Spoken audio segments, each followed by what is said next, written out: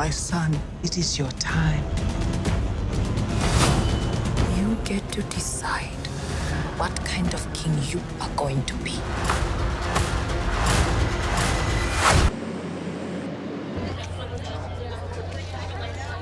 Hey, it's Jaleesa with Black Tree TV. We are here in Hollywood at the Black Panther premiere, the most anticipated premiere of 2018. We had a chance to speak with Black Panther himself, Mr. Chadwick Boseman, and some of the cast, so make sure you stay tuned right here, Black Tree TV.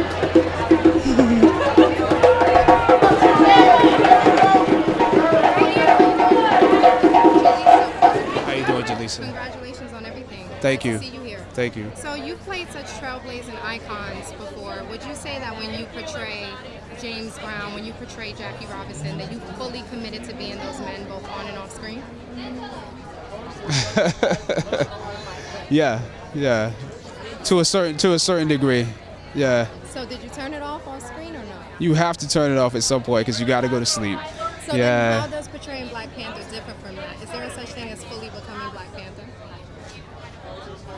Yeah. There's I think to answer your question, because it's an acting technique question more so than anything. You have to find what's healthy for you and what's healthy for the people around you. You have to know when you detox and when you don't, and when you talk to your family and when you don't. And so for James Brown, for instance, I knew that I couldn't talk to my team that I work with because I would fire everybody if I talked to them. I had to talk to them at ungodly hours when I was too tired to stay in that space anymore, and then answer questions the next time I talked to them after I had time to meditate on it. 42 was a different experience because it was a more quiet experience. He internalized the issues that he was dealing with as opposed to expressing them. So I could listen to people, and he wouldn't respond. This experience is more one where I was more able to deal with people. They just had to deal with listening to T'Challa. He's more diplomatic, and he's a person that considers family. So it was a great time to talk to everybody. It's a great time. They just had to listen to me in that accent. Now, last question I want to know, because T'Challa, he doesn't really get a chance to mourn his father before he has to step up and be strong. And we see that sometimes with Black men in society, there's a disconnect between a moment to really be vulnerable. Right. You have to step up and be strong. How does that impact him, and how did that impact you? Well, I'm not going to give the movie away, but what I love about T'Challa is that I played this character not based upon the superhero aspects of him, things blowing up and fights and all of that. That he has a very human experience, and so this movie is about him being vulnerable. Like he can't complete his arc without the vulnerability of the losses, without dealing with death. So in a sense, this entire movie is about that, still dealing with his father. Hello. How are you doing? I'm doing good. How are you? Good. You look beautiful. Thank you. I saw that you're from South Africa. Yes. I actually got this. Oh, I know it. Yes. Wow. Were you in South Africa? I was. I loved it. I was. Wow. Okay. That's where I'm from, Johannesburg. Beautiful place. Tell us, what will Black Panther mean for the people of the entire continent of Africa, but specifically for people of South Africa as well? You know, Black Panther means a lot to us because most of the time, Africa has been portrayed in such a negative manner. Mm-hmm. All people saw was these hungry people, war, sickness, and all that. For a change, Black Panther has put Africa in a positive way, a very organized, technologically advanced country. It means a lot for the continent of Africa.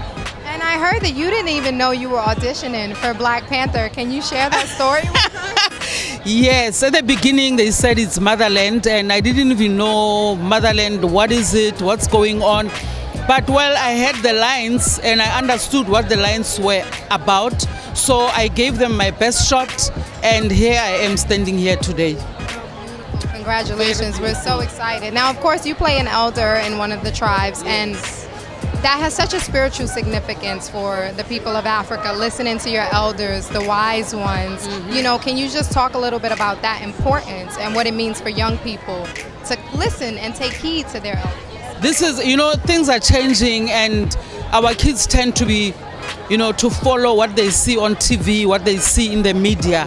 But I think they're the part of elders, because I'm not the only elder, there are other elders. The role of elders is supposed to come back so that at least we can be able to maintain our culture. Well, we will not maintain all of it, but you know, simple things like respecting others, you know, helping each other. We call it Ubuntu in South Africa. The spirit of Ubuntu must come back, and through the elders we can achieve that. Thank you. Thank you.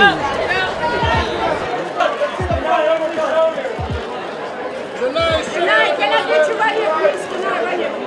And let me smile right here. That's the one, that's the one. Watch it.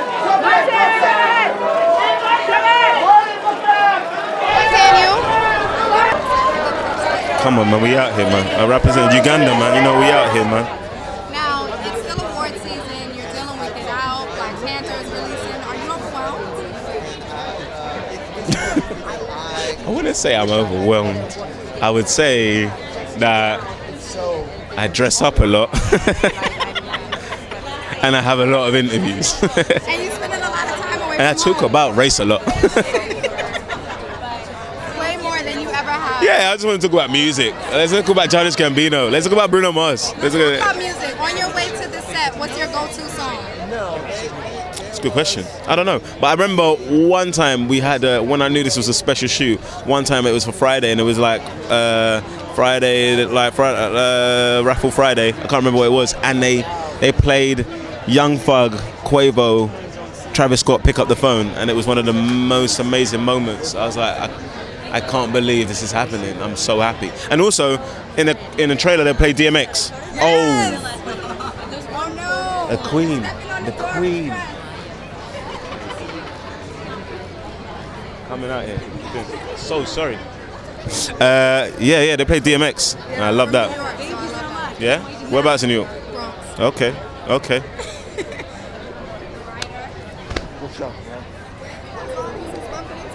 This guy is so amazing, man. This guy is so amazing and so specially talented. Because he wrote Black Panther, bro.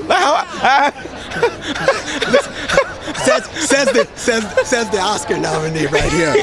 He wrote a story that's going to change everything, man. Thank you, man. Says the Oscar nominee. We're happy, man. I have a second congratulations. Thank you so much, bro. Well, You know what? I want to ask you both something together. If you have a second. So I think what's really interesting about this film is Black Panther, he really doesn't get a chance to mourn the death of his father until he has to step into this role. And I think it's real symbolic of how black men in society, they hardly ever get a chance to really be vulnerable, and they have to be strong. Can you talk about how that impacts Black Panther, how that impacts his role, and the significance of that? Take that, man. Take that.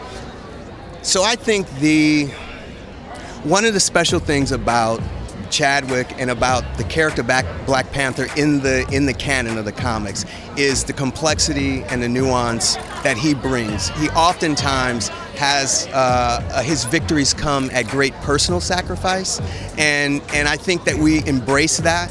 And when you have an actor like Chad and you have wonderful actors around him, it allows you to be able to delve in and not shy away from things like that vulnerability, not shy away from him being able to show how he cares, how he loves his father, how that affects him. You know, his father's the most important person to him. And so I think the material itself lends itself to the kind of complexity that I think oftentimes we don't get a chance to see. How are you? I am fine. How are you? Thank you. I'm warm.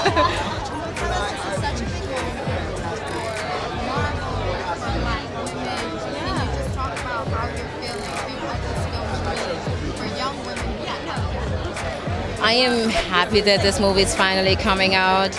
I remember when I was cast, I was a little confused because I thought like, oh, but if there's a superhero, how come he's protected by women, you know? So I had to do my research, and I realized, oh, I actually like this. I haven't seen that in movies before, that a lot of these women can be so strong. All the women, not just the Dora Milaje, you know, also the other leaders, the mother, royal mother, and this is something that we haven't had before. So I wish that also young girls maybe come out and say like, wow, I want to be a Dora, you know, like, yeah. And what did you learn in being a part of this amazing woman warrior? What similarities did you see? What, if anything, did you learn? Well, what did I learn from the Dora? I mean, I anyway have a dance background and I do martial arts. So for me, learning skills with other women, that is nothing new. But again, the characters they serve, you know, and when you play a character like that, it had to do, it needs a lot of discipline. It's not a glamorous part, you know, because we go in, we have to fight, you put yourself into dangerous situations, and to be allowed to do that and having a team that trusts you to do that, I think that is amazing, you know, like it makes you strong. And you haven't asked where you're originally from? I was born in Uganda, East Africa, and I grew up in Germany. Yes. Now, what do you think people in Uganda will this help to make sure we have better representation of the African? Well, I think in general, I mean, it doesn't matter. I'm from Uganda, then we have Lupita from Kenya, we have Danai from Zimbabwe. It doesn't matter which country you're from in Africa. I think just having a whole movie with a lot of people of color, that already helps, you know, for a lot, not just America, but also Africa, where people can say, oh my gosh, there's finally a movie about us, and we're not the victims. It's huge because here it is, you have a big budget action film that is also culturally specific. It isn't like it's a big budget action film with a black cast. It's a big budget action film that's Marvel, that's also Africa. And also dealing with, in the Marvel universe, Wakanda has always had a very special place. If you're a geek like I am, like you know that Wakanda is the most technologically advanced country in the entire Earth. And vibranium is the world's most precious resource. I know I'm getting really geeky with that, but the thing is you have to understand, when you have a president that refers to African countries as shithole countries, and then you follow that up 2 weeks later with a movie like this, it's important for children, it's important for people to see that, you know, Egypt wasn't an accident. So, you know, the West African civilizations that invented government, you know, culture, were not accidents. And a movie like this, even though it's fictional, backs all that up to a certain extent. But so on one hand, it's pride, but at the other hand, it's inclusive, because it's still a Marvel story, and it's just that we're living in an age where heroes are all different shapes, sizes, colors, and now genders. And I think that's important, because it's like, you know, as a kid, when I watched Harrison Ford as Indiana Jones or Han Solo, or I watched Mark Hamill as Luke Skywalker, I mean, I had the posters, I really aspired to be them, but I knew that there was a certain disconnect. I knew that I could never really be them, but for a little kid now, when they see Mike Coulter, when they see Chadwick, you know, when they see Cress Williams, I mean, when they see, you know, all these people playing heroes, it fills them with pride. I'll never forget, I have twin boys. And years ago, we went to, we were at a movie, and it was the preview for Captain America Civil War. Was it Civil War? No, it wasn't Civil War. It was the one before that, the Winter Soldier. And that moment when Falcon's wings opened up, I just saw my son just like well up, like, oh my God. And then I realized that's important. And that was one of the things that led me to actually writing Luke Cage, is, you know, providing, you know, more black heroes. Anything like Wakanda before. This is about everyone coming to Wakanda through this movie. I think people are going to be blown away by the technology, but I don't want to give anything away. They still got to wait till February 16th in order to see it.